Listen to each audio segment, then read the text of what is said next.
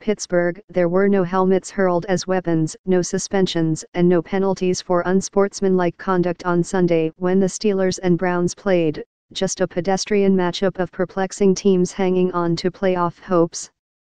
2 weeks after one of the uglier on-field fights in recent years, there were no snafus as the AFC North rivals faced off without the main protagonists in the melee.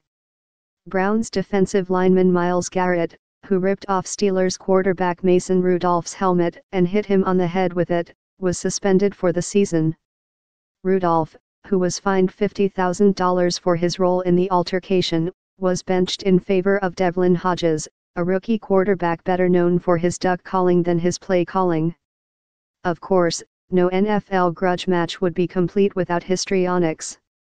Several Steelers arrived at Heinz Field on Sunday wearing black Free Pouncey sweatshirts in support of center Maurkice Pouncey, who was suspended for 2 games and fined $35,096 for his role in the fight. On Friday, Browns coach Freddie Kitchens wore a t-shirt that read, "Pittsburgh started it." The coach later said the shirt, a birthday gift from his daughters, was a joke. A group of Steelers players showed up wearing black Free Pouncey sweatshirts as they arrived for the rematch versus the Browns, via @Beprier, pic.twitter.com/2NHYHEATIY. "You just don't see that from upper management," Ramon Foster, the Steelers guard, said of Kitchens's shirt. "Why throw gas?" Still, whatever animosity the teams shared was subsumed by a more sobering prospect: the loser would fall further out of contention in a division dominated by the Baltimore Ravens. On Sunday, the Steelers won, 20-13, as Hodges and the team's running game shook off a slow start. Pittsburgh, 7-5, held on to the 6th seed in the AFC, but the playoff aspirations of the Browns, 5-7, faded further. Both teams seemed to be hanging on, but for different reasons.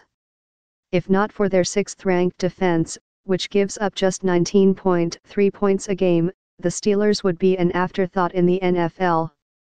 The team acquired safety Minkah Fitzpatrick from the Miami Dolphins before Week 3, a trade that bolstered an already talented defensive backfield. After starting the season 1-5, the Steelers willed their way back into contention. On Sunday, the offense held its own without its top quarterback, Ben Roethlisberger, injured in the second game of the season, its top running back, James Conner, injured shoulder, and its leading receiver, Juju Smith-Schuster, injured shoulder.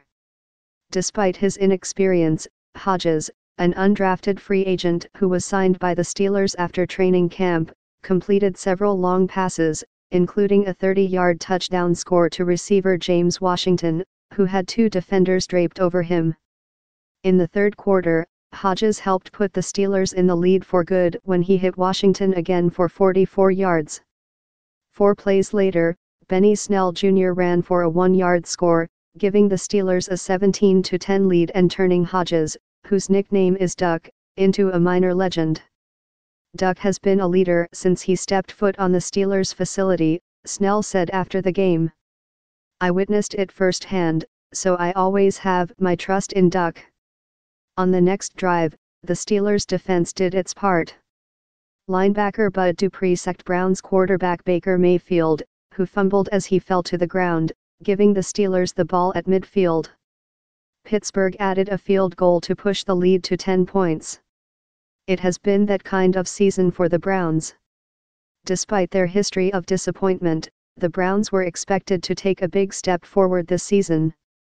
Mayfield got help in his second year with the addition of receiver Odell Beckham Jr. and running back Kareem Hunt, who served an 8-game suspension for a pair of violent incidents, including one in which he was videotaped kicking a woman, before joining Nick Chubb in the backfield. But in Kitchens's first year as a head coach, Cleveland has instead been a model of inconsistency. The Browns beat the Steelers and the Baltimore Ravens in the same season for the first time since returning to the NFL in 1999 and took down the playoff-bound Buffalo Bills. But Mayfield has almost as many interceptions as touchdown scores, completing barely 60% of his attempted passes, and has been sacked 31 times this season, including 4 times on Sunday. Beckham has just 2 touchdown scores. With Garrett, a number 1 overall draft pick in 2017, this season, Cleveland's defense has been middle of the pack. Previously, it was among the league's worst. Despite his absence on Sunday, the Browns kept the game interesting when cornerback Terrence Mitchell intercepted Hodges near midfield with just over 7 minutes remaining. The Browns were unable to convert the turnover into a score, however. The Browns' confounding performance on Sunday, though, was a fresh reminder that a Steelers-Browns rivalry is more illusion than reality. As Heath Gilbert, a Steelers fan visiting from Oklahoma, put it, rivalries are between two good teams.